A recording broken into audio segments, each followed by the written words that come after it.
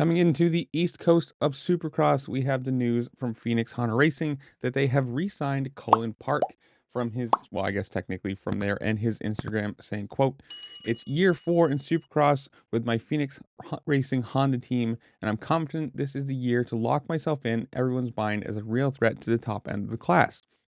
Racing through the end of 2024 in WSX has me firing on all cylinders and well prepared for the season to come. Having moved from the 2024 to the 2025 Honda CRF 250R last month, I'm excited to race the latest package this team has developed. I'm motivated and ready to put myself in the top 5. Bring on Tampa." Now, obviously, if you missed it last year, he raced one round in Supercross after dislocating his wrist in the opener at Detroit.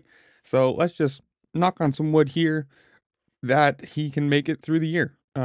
Make through the year and do what he is saying he thinks he can be. If he can be in the top 5, he can be a top guy, especially on a what you would call, non-factory bike. Phoenix team is still very good, but if he can put himself in the top 5, if he can put himself in that podium to, win respect area, it'd be good. And we'll see how this ends up going. I mean, obviously, we're going into Tampa in this weekend. So he'll be joined this year by Nick Romano, who is moving over from the Monster Energy Star Racing team.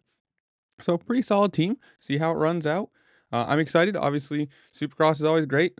We've had a few weeks of the West. Now we're moving east. We get to see a whole different group of riders and a whole start to another championship. So, but this is where I leave you guys. Comment down below. Tell me what you think. How well do you think he does?